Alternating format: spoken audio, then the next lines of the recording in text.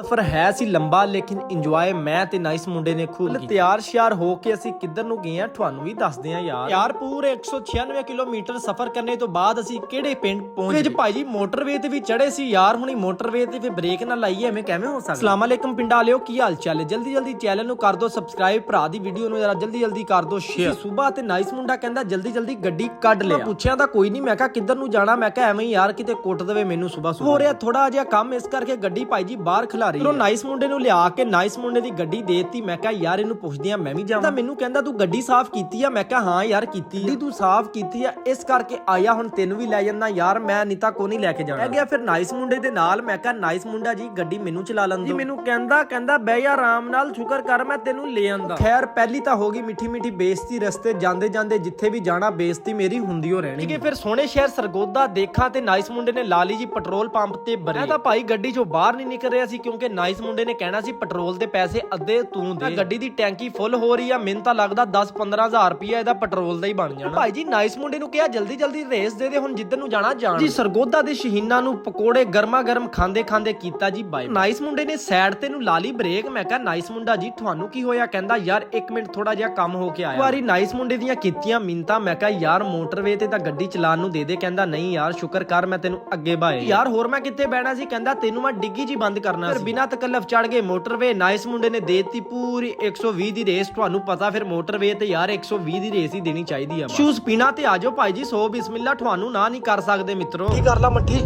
ਅੱਗੇ ਪੁਲਿਸ ਵਾਲੇ ਆ, ਮੱਠੀ ਕਰ ਲਾ। ਨਹੀਂ ਸਫਾਈ ਹੋ ਰਹੀ ਆ ਮੋਟਰਵੇ ਦੀ, ਪਾਗਲਾ।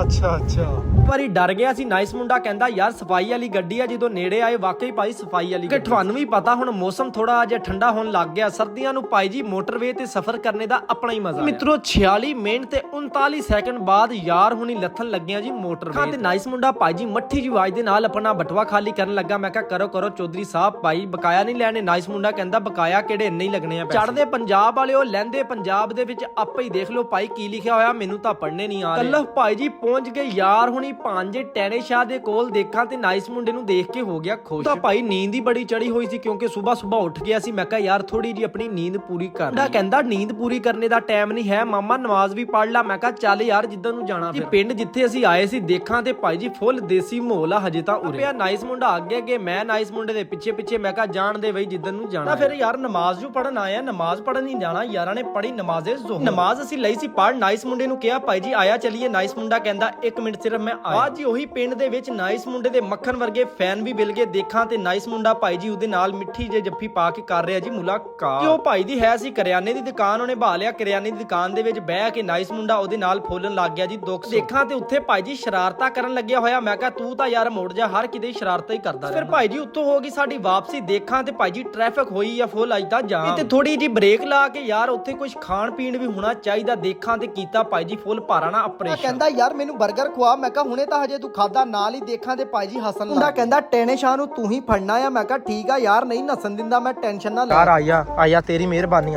ਆਇਆ ਚਲੋ ਖੋਲ ਲੋ ਗੱਡੀ, ਚਲੋ। ਤੂੰ ਤੰਗ ਕੀਤਾ ਪਿਆ, ਯਕੀਨ ਕਰ।